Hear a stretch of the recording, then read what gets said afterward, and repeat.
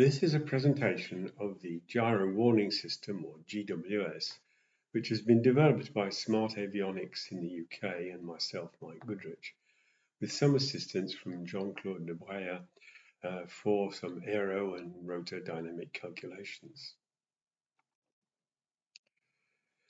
The goals of the GWS are to reduce the number of autogyro or gyrocopter accidents and to supply a post-accident black box flight recorder in the event that the accidents couldn't be prevented. The GWS works by continually monitoring airspeed through an internal airspeed indicator, rotor RPM from an internal tachometer, G from the GWS internal accelerometers, engine RPM when it's available, outside air temperature and pressure from the GWS sensors for density altitude calculations, and stick and throttle position from microswitches installed by the gyro manufacturer.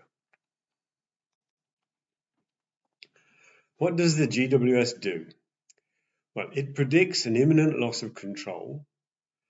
It warns the pilot of this imminent loss of control through his intercom, using pre-recorded messages to tell him which accident scenario is approaching. And it gives him sufficient time to make the appropriate corrective action. The presentation is in 5 parts.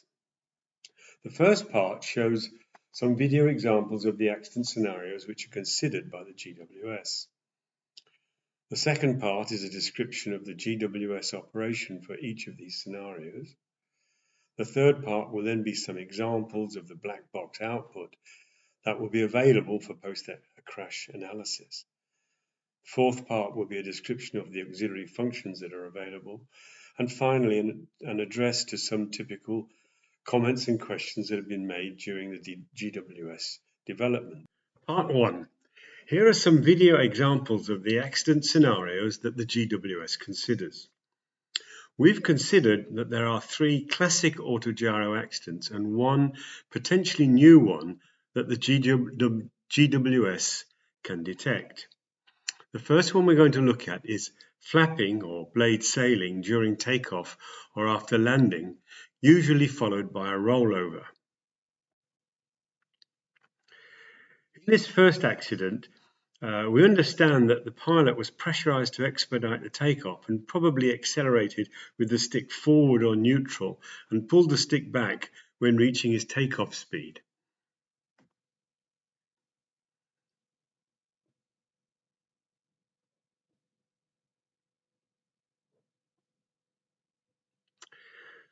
The second example is the classic flapping on takeoff followed by a rollover. This is a well-known example. The gyro is accelerating and the stick seems to be fully back. The nose wheel comes off. It's very high and followed by a roller and an unfortunate crash. The second accident scenario we're going to look at is behind the curve during takeoff or during a very low, slow flight.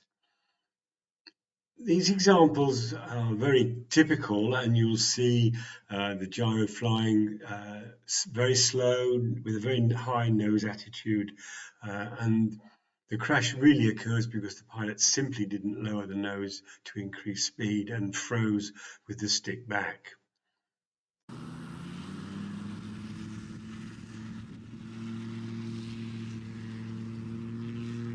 This is an MTO in UK. What looks like a reasonable takeoff, nose very high, and the nose remains high, which is the big mistake, of course. And even though he manages to climb away a little bit, he eventually ends up descending into the ground with the nose high. Here's another example. Takeoff followed by a fairly aggressive turn, which is not a particularly good idea. And here we have again the classic nose high, slow flight into the ground. One more time, the Dominator. Again, nose high, trying to get over the trees probably. And nose high descent into the ground. And a fourth example where somebody gives him some good advice. Put the nose down, Jeff. Come on, lower the nose. Come on, put the power on, Jeff. Unfortunately, Jeff did not follow the very good advice he was receiving. The third accident scenario that we're considering is the famous bunting or torque roll due to low or even negative G.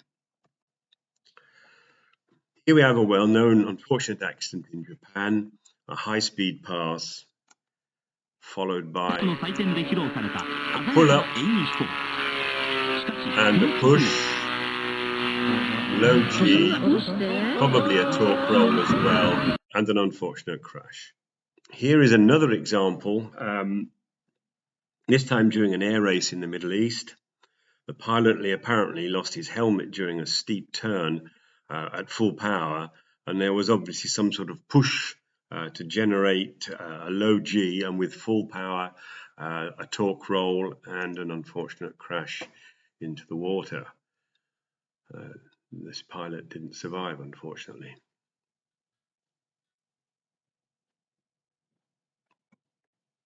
The fourth example is a potentially new one that we mentioned before. This is flapping at high speed due to retreating blade stall. In fact, all flapping accidents are basically due to retreating blade stall, or rather excessive retreating blade stall. With the higher powered Rotax 915s coming along and the much more streamlined machines with full canopies, and also people are tending to fit larger diameter rotors, meaning that they're turning slower.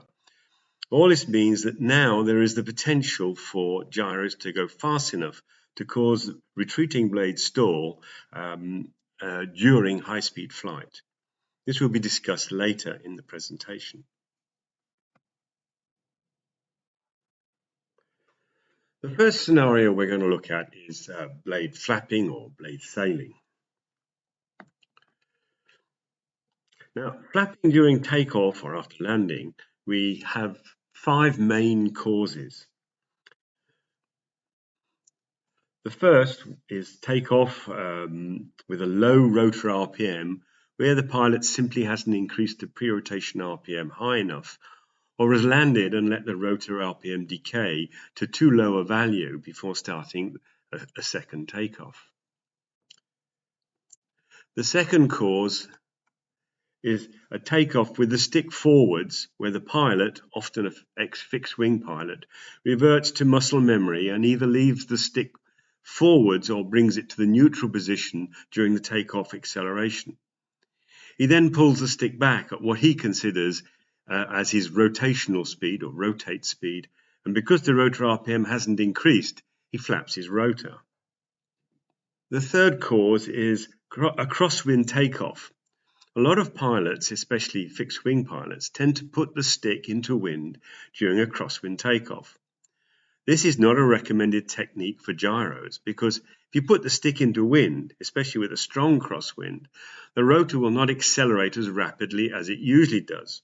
But the gyro will accelerate as fast, if not faster than it usually does. And there's a good chance the gyro will outrun the rotor and cause a flapping. Another reason is a downhill takeoff. Similar to crosswind takeoffs, because the gyro can accelerate rapidly downhill and the rotor will not accelerate as fast, often the gyro can outrun the rotor, causing retreating blade stall and blade flapping.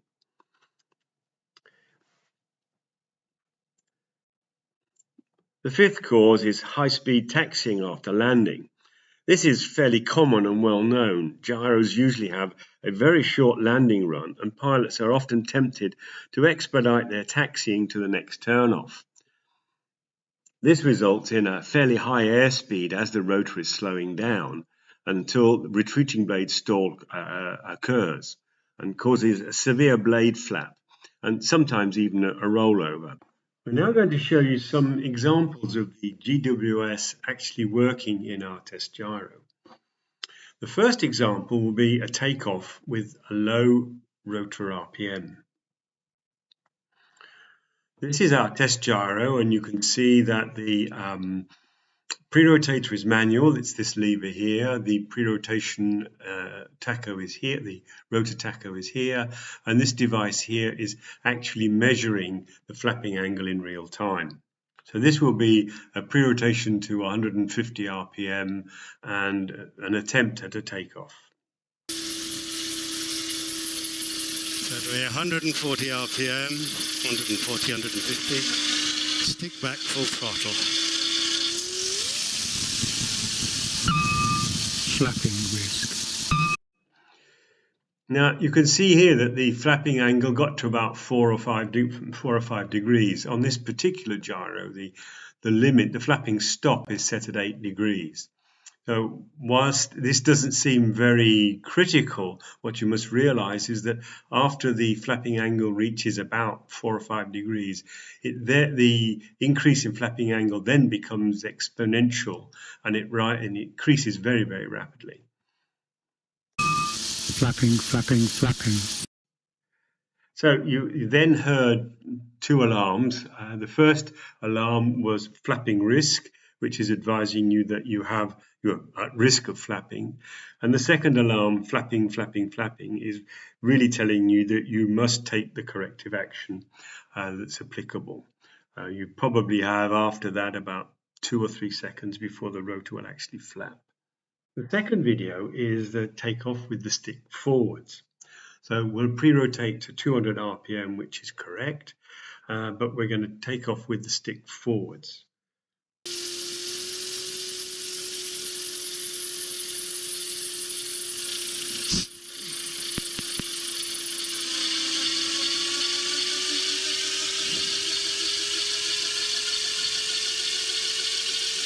Okay.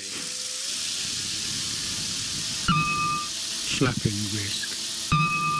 Flapping, flapping, flapping. So again, you heard the pre-warning, the flapping risk warning, followed by flapping, flapping, flapping. And you'll note that the flapping angle, in fact, didn't increase greatly, but that's because the stick was forward. This will be an illustration of a crosswind takeoff with the stick neutral, fully back and neutral in the center, and then fully back and to the left into the crosswind. 200 RPM takeoff. Stick back to the center.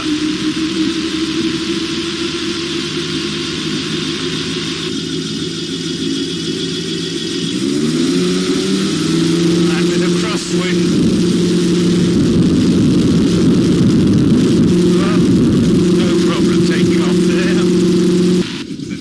But with the stick into wind this time. Okay. Flapping risk. Straight away we're getting flapping risk.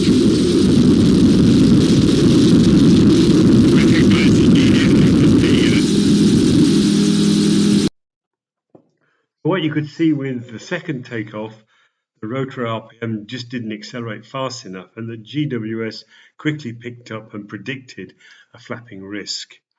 The takeoff was successful because the pilot brought the stick to the center and decreased the power as soon as he got the warning, and this allowed the rotor to catch up with the gyro.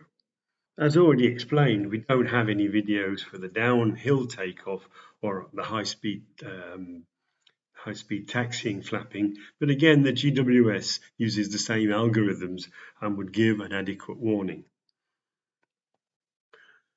We're now going to move on to how does the GWS predict flapping or blade sailing? All gyro pilots should be aware of the height velocity or HV curve. This is one for a helicopter, but each gyro manual should have one for the specific model.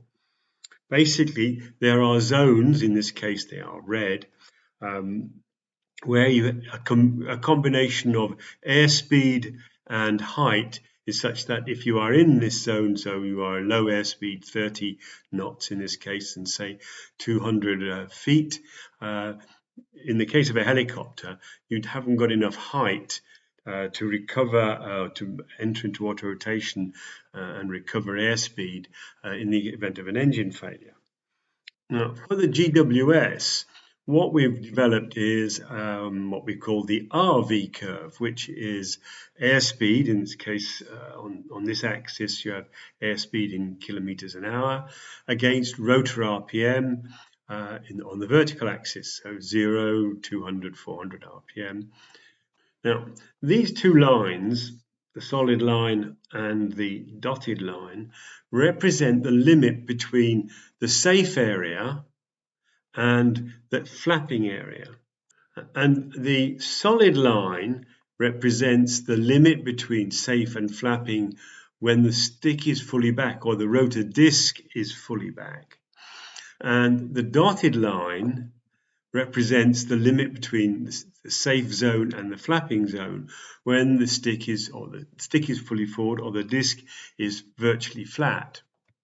Now, in a normal takeoff, what we have on this curve, or what we would see, is that we start with 0 rotor RPM, we start our pre-rotation, and in this case we've chosen about 15 kilometers an hour, 7 or 8 knots. And as the pre-rotation takes place and the rotor accelerates, and we accelerate here to say 200 RPM, we are still in the safe region. At this point, the stick is forward, so the limit between safe and flapping is this line here. Once we achieve the correct pre-rotation speed, the pre-rotator is released. The stick is brought fully back, so now the limit between safe and flapping is this solid line here. The gyro starts to accelerate, the airspeed increases, and of course the rotor speed decreases at the same time. And then eventually, at a certain airspeed, the rotor will start to accelerate on its own, and at this point about 270, 300 RPM, the nose will come off, will leave the ground and continue flying in the safe zone. Of course, at about this point when the nose wheel comes off, this line then moves down to here because the stick goes forwards. Now, if you continue to accelerate or you're flying, your airspeed will increase and your rotor speed will increase slightly, and you will eventually arrive here. Because during this period, as you accelerate, the stick goes further and further forward, and you'll end up with the stick at this point here where you are at risk of high-speed flapping, which is what we're going to discuss later. Now, we don't know of any examples of high-speed flapping, but with the arrival of these more powerful engines and streamlined gyros, we fear that it's a potential accident that we may see, hopefully we'll never see. What happens in the case of the first takeoff that you saw, which was a low pre-rotation rotor RPM? The rotor speed increases, the airspeed remains constant because we're still on the ground and we're not moving, and we get to 150 RPM. And once the pre-rotator is released and the throttle is opened, the curve will be very similar to this curve here, in that the gyro will accelerate and the rotor will decelerate. And because the stick is fully back, what happens then is you pass this line and you start to flap the rotor. The second scenario for blade flapping is take off with the stick forward, which you saw in the second video. And what happens here is again, we have some airspeed, pre-rotation, the rotor RPM increases. In this case, we get to 200, which is the correct pre-rotation speed for this particular gyro. And then as the gyro accelerates, the stick comes fully back. The stick is left forward, so the limit line is here. And what happens is the gyro continues to accelerate. The rotor RPM continues to fall. And then typically, about this point, the pilot feels that he's at the correct airspeed to rotate and pulls the stick back. And of course, as he pulls the stick back, this line now moves to here and he flaps his rotor. So here we have a Calidus in the UK and a good example of a stick forwards takeoff. This is pre-rotation. You can see that the rotor disc is flat, it's parallel to the ground, and the stick is still forwards. Pre-rotation is complete, and you can see the stick is still forwards because the rotor disc is still parallel to the ground. Acceleration, the stick is still forward, again the disc is parallel to the ground. Finally the pilot pulls the stick back because he's reached his takeoff speed, and oh no, oh fuck. An unfortunate accident which could have been avoided. So how does the GWS know that you are approaching a flapping incident? Well, what we've done is we've created two warning lines, warning limit lines. The first one we've called the amber warning, and the second one we've called the red warning. So the amber warning is really a pre-alarm, which is basically telling the pilot he's operating outside the pilot's operating handbook. And the red line is telling him that he's got to really carry out the corrective action because he's probably going to flap the rotor within 2 or 3 seconds. Now, here is an actual recording by the GWS data logger or post-crash black box function overlaid on the previous graph. You can see that this was a 150 RPM pre-rotation. The pre-rotator was released and the stick went fully back. So we were on this line here as the limit. The RPM decreased and then increased. Again, you can see it decreased and then started to increase. As the gyro advanced, the airspeed increased.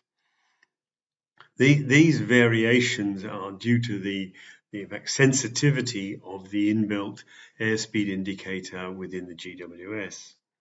How this works is we have in fact two algorithms within the GWS which are looking at the pre-alarm. And the first algorithm knows in fact the shape this curve should have. And if the shape is correct, it will not give an alarm. And if the shape is incorrect, it knows that there's a probability that you will hit the red alarm and therefore would give the amber alarm, the flapping risk alarm. Now, the problem with this prediction algorithm is that if you were around here and everything is going well, and all of a sudden there's a gust of wind, you could quickly end up flapping the rotor, and the GWS wouldn't be able to predict it. And so, as a backup, we have in parallel to this predictive algorithm, a second algorithm, which looks at whether we cross the amber line or not. And what this algorithm does, it also looks at the angle at which you cross the line. So if you cross the line, as we have in this case, at a very shallow angle, the GWS knows that the curve you will plot, the RV curve you create, will be like this, and that you will not be in danger. And therefore, it will not give you the flapping risk warning. If, however, you arrive at this amber line at a very oblique angle, it will give you a flapping risk alarm. Red alarm is, of course, still active, so we'll still give you a warning if, for some reason, you actually ended up crossing the red line. But basically, we've done this to prevent overly conservative warnings, which would be a real nuisance for the pilot if this alarm was going off too often when it's not really necessary. What we discovered during testing, or rather what we suspected, and it was confirmed during testing with the more powerful 914 engine gyro in Florida, was that when we did the stick forward takeoff, the acceleration from the more powerful engine on the smooth runway was much greater than we'd experienced with our 100 horsepower 912 powered test gyro on a rough field. And it would be even greater with the 915. So we've now added a stick position sensor to get this alarm as early as possible, because the fear is that upon hearing the alarm at a very late stage in the acceleration, there's a very good chance the pilot will bring the stick back anyway, and making matters even worse. So we now have the stick position sensor, which tells the GWS if the stick is fully back or not. Now the alarm will sound very early in the takeoff, and even if the pilot then pulls the stick back, which he shouldn't do, he should really abort the takeoff. But even if he pulls the stick back, it will be early enough in the cycle for him to, in fact, get away with it and take off without flapping or having any alarms. This graph shows what actually happens and the timing involved in all this. This is from the black box recording of the first flight, which was the low rotor RPM takeoff.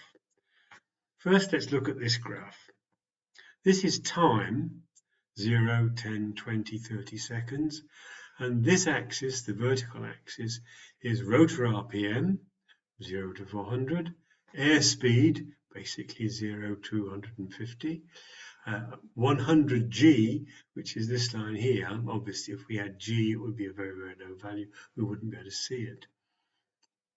Now, what's interesting is this line here is the actual flapping angle that was measured in real time. And to do this, the test gyro had mounted on the rotor a box with a variable potentiometer, which measured the flapping angle in real time. The rotor speed was started at about 50, 55, and started to increase during pre-rotation. This is an electronic blip which has since been resolved.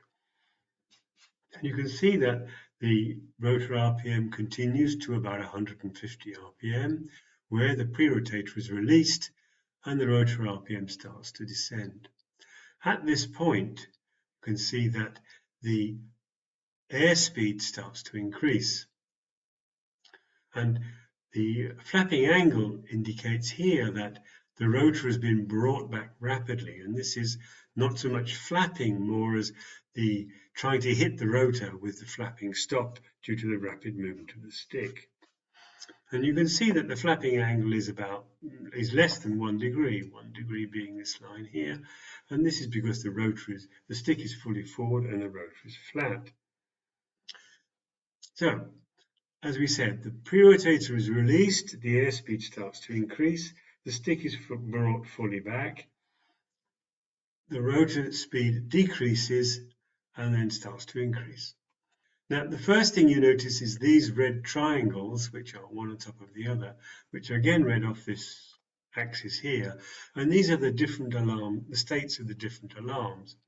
So in this is an old video, so it's changed slightly since, but alarm number 1 is alarm number 3, is the predictive alarm that is looking at the rate of descent of rotor RPM here to see if it fits the normal curve.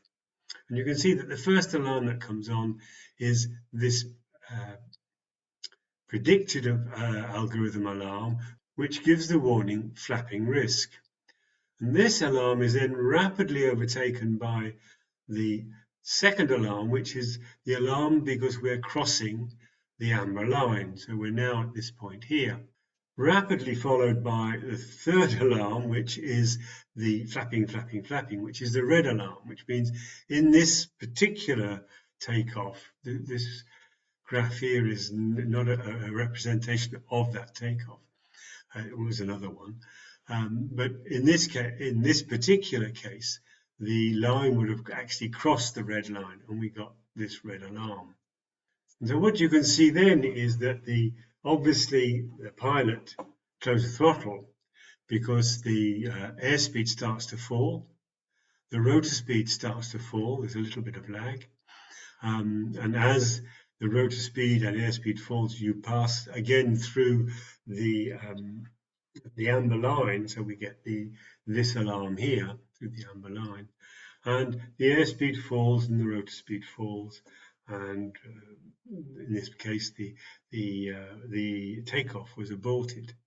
What's really interesting about this graph is that you can see that during the alarm sequence, the flapping angle was increasing very rapidly.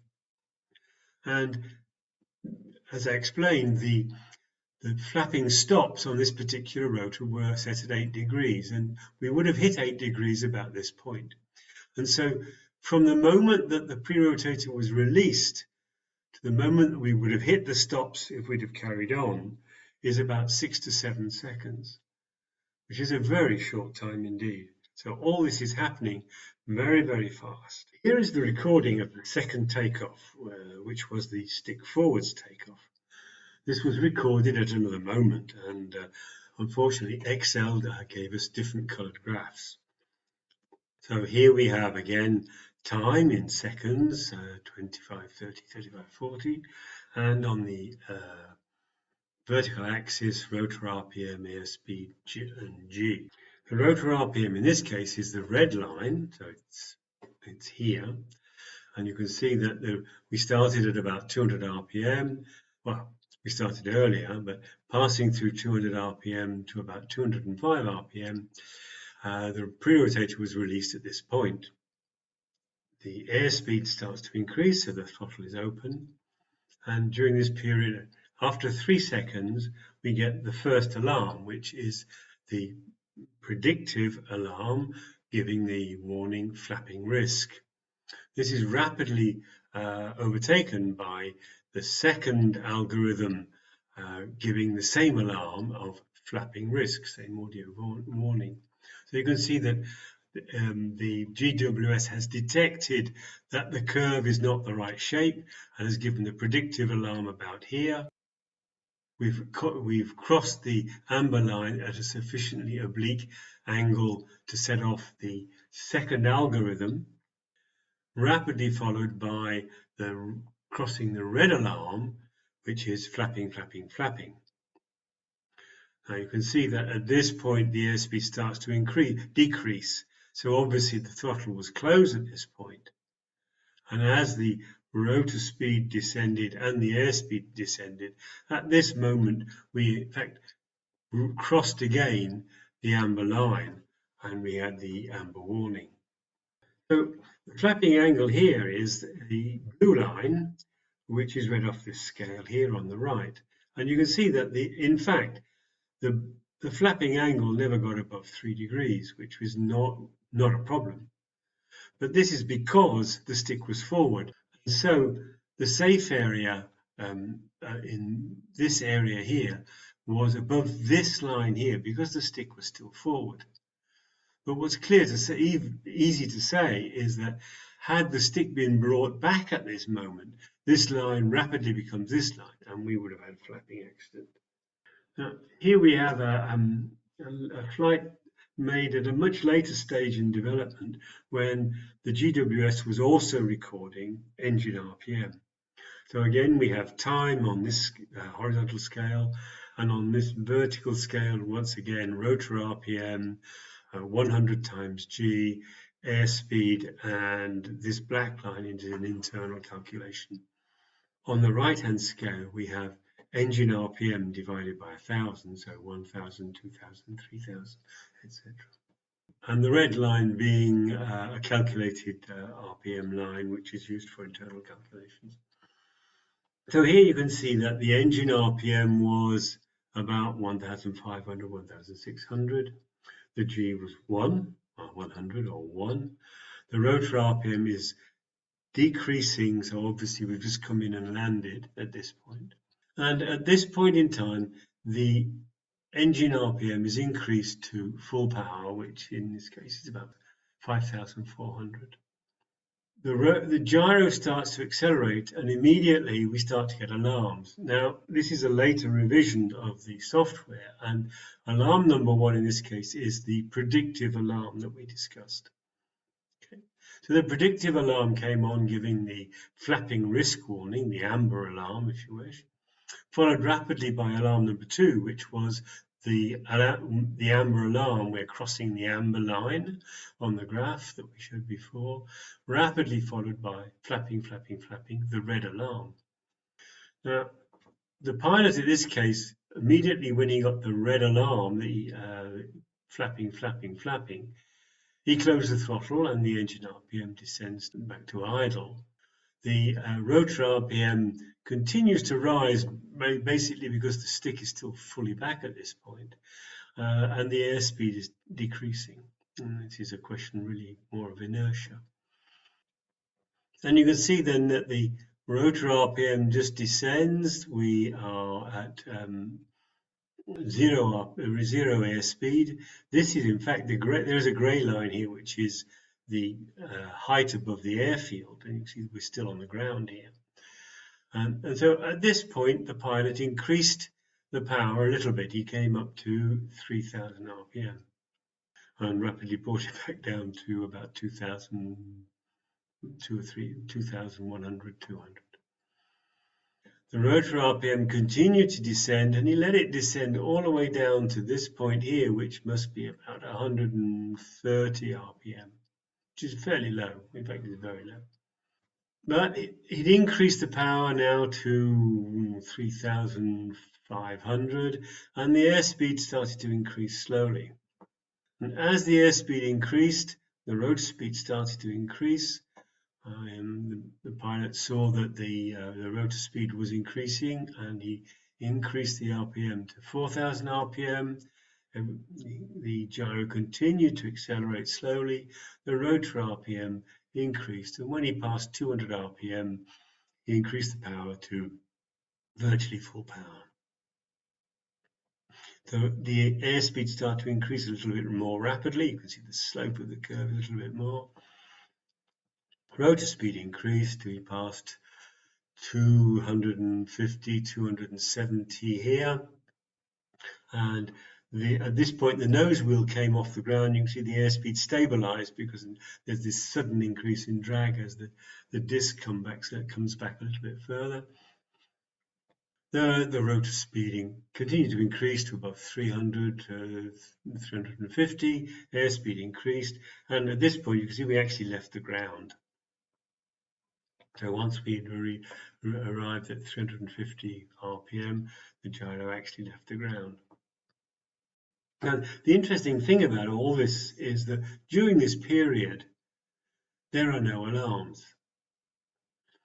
And this is because this is what's called traditionally balancing on the mains. This is a technique used by pilots, gyro pilots, who have no pre-rotator or a very low-powered pre-rotator and are forced to slowly nurse the rotor up to speed, as this particular pilot did. You can see that the airspeed increases rapidly here. I mean, we go from 0 to 50 in a few seconds, whereas 0 to 50 here took nearly 20 seconds. But the interesting thing being that the GWS recognizes what the pilot's doing and doesn't bother him with any alarms, because the takeoff technique that was employed was perfectly safe.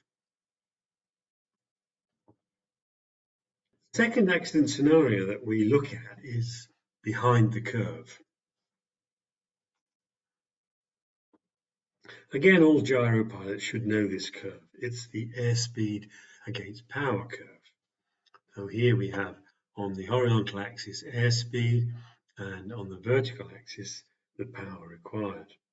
This curve, the red line, is the power available curve. This is the power that's available at the propeller, taking into consideration the efficiency of the engine and the propeller. And this curve is the power required by the gyro.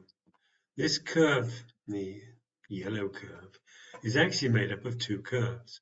The first curve would be the power required by the rotor, which would actually do something like this and come down to a very low value, because the rotor drag actually decreases with forward speed as the stick and the rotor disc goes forwards. And this part of the curve here would be the power required by the fuselage, which is just the drag of the fuselage. And so the curve on this graph is the sum of the two, which is, again, the yellow line. Now, at this point, which is the lowest point here, is the point where you have the maximum power available, with the power available is here and required is here. So the difference between the two is the amount of power that's available. And this becomes the best endurance speed, because if you fly at this speed, you will be able to fly as long as possible because you'll burn less fuel. You won't go very fast, but you'll burn less fuel. Now, below this point is the region of reversed command, meaning that to go slower, you have to add more power. And as you slow down, you arrive at this point here, where even if you're at maximum power, which means you're on the red line, you really need more power than this to remain straight and level. And so below this speed, you will be descending even with full power. So below this airspeed, the best endurance airspeed, we say that you are behind the drag curve. And below this airspeed, we say you are behind the power curve. Now, the current audio recordings in the GWS will say below this airspeed you are behind the curve, and below this airspeed here you are at max power descending.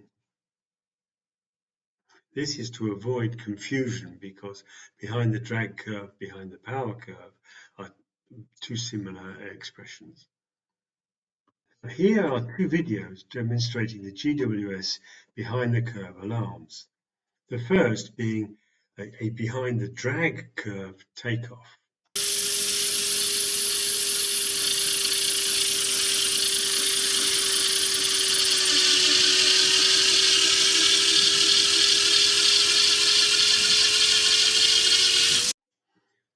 So here you can see we've pre-rotated to 200 RPM, which is correct. The stick is forward. And we're going to simulate being hot, heavy and high. And this particular day it was very cold. And we were in none of those conditions. And so, in fact, I only accelerated at a very low engine RPM to simulate this condition.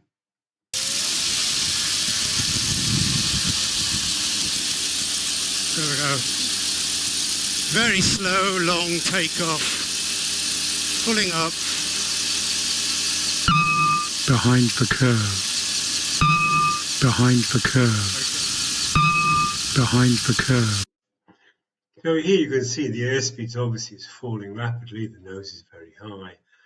You can't see engine speed, in fact. And the warning is behind the curve, telling the pilot he really should be doing something at this point. Behind the curve. Behind the curve. Behind the curve. So obviously the solution in this case was to push the stick forward, lower the nose, gain speed, and because I had excess power available to me in this case, I could escape this situation. Obviously, had I really been hot, heavy and high in that circumstance, I probably would have hit the ground.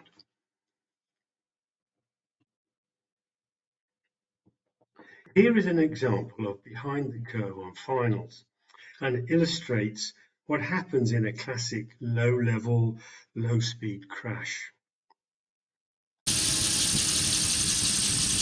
At this point I'm downwind and I'm turning in too early. and too close to the runway. Behind the curve. And as I lose airspeed, Behind the I curve. get to behind the curve. Behind the curve. And as the airspeed falls, I find Max the power airspeed, descending. the max power descending. Max power descending. The recovery, of course, is to lower the nose, gain airspeed, and flare and land. And what you'll notice is, Behind the curve.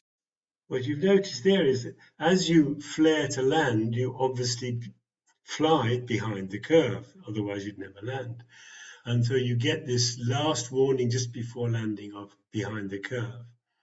This is just like the stall warning on a Cessna or a Piper or any traditional aeroplane, fixed-wing aeroplane. The third scenario that we consider is bunting or torque roll. Here we are flying straight and level, and in this case the telephone is connected to an external accelerometer which acts as a G meter. And so the indication here is 1G, 2G, 0G. Now I'm going to turn the volume down on this because there's quite a lot of radio chatter. So this is the first exercise.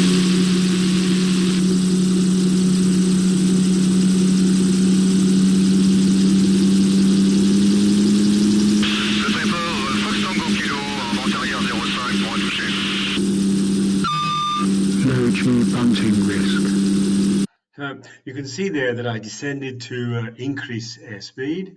I pulled up, creating 1.5, 1.6 G, and then I pushed to 0.7 G, where we get the first amber bunting alarm saying low G bunting risk.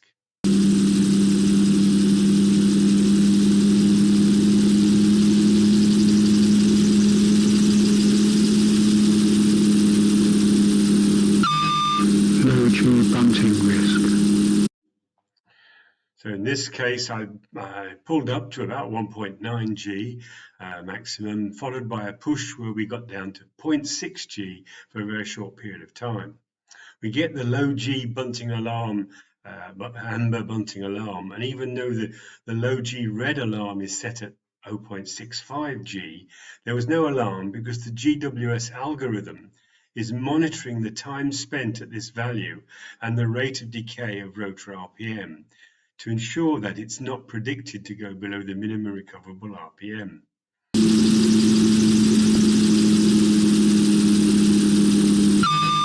Low G bunting risk. So here again we push to about 0.6 G, and you can see that the rotor RPM remains acceptable. This test was done with a very large diameter rotor, so the RPM is already quite low. So the GWS is monitoring the rate of change of airspeed, rotor speed, height and G, and the algorithm is calculating to ensure that there is always a safety margin between rotor RPM and minimum recoverable RPM. The next part of this presentation is to look at the GWS black box function. We've already seen some of the curves from this function. This is a typical test flight, and there are a lot of alarms because we were testing. You can see that we have, as before, rotor RPM, which is this blue line here. We have engine RPM, which is here. This is 100 times G, and the green line is airspeed. The grey line is height above the airfield, and these red triangles, which are superimposed on each other, are the different alarm states. The blue and red line here are internal calculations, as is this particular grey line here, which are used to calculate for the alarms for the different algorithms. So what auxiliary functions do we have with the GWS? There is the possibility for the instructor to have a remote push button that allows him to set off one of the alarms to test his student. This is to encourage muscle memory in the event of a true alarm. There is the possibility to connect a canopy or door switch to give an alarm if the canopy or door isn't locked before takeoff. All the alarms are corrected in real time for altitude, outside air temperature, and reduction of oil weight during the flight. Obviously, if the GWS was set up at sea level, those settings wouldn't be applicable at a desert site high in the mountains. So the GWS is constantly monitoring height and temperature to correct the internal calculations. The hardware exists for a CAN bus connection for a remote fire-resistant logger that is in development. And there is, of course, the combined mute and volume control available to the pilot. So this will be a demonstration of how to use the mute button. Behind the curve. Behind the curve.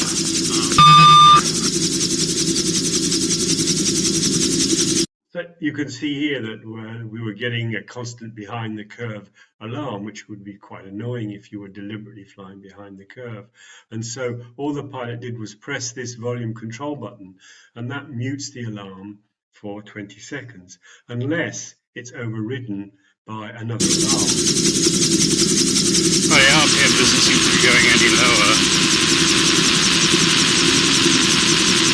They're going backwards by the looks of things. Going down. Max power descending. So here you can see that the airspeed had reduced to a point where we were behind the power curve, and therefore we got the alarm max power descending, which again the pilot muted with this button, this volume control switch here. Now we will address some of the comments and questions that we've received during the development. The typical comment we hear is, we don't need GWS, we need better training.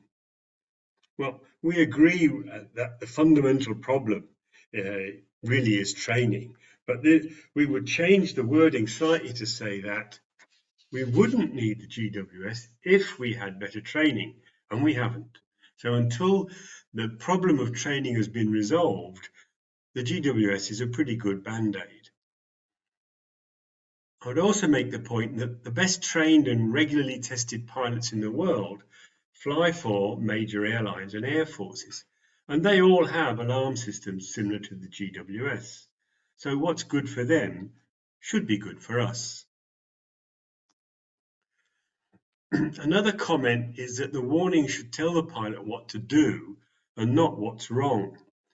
The developers of the GWS are engineers. We are not certified flying instructors and are therefore not really qualified to tell the pilot what to do. So the GWS, we've built in the possibility that the owner or the pilot can record whatever message he thinks or she thinks will make them carry out the appropriate corrective action. When can I get one and how much does it cost? Each autogyro model will require a series of very accurate test flights to establish GWS parameters. Therefore, the current plan is to supply only reputable gyro manufacturers who have been trained to install and set up the GWS. The selling price to the end user will then be fixed by the autogyro manufacturer.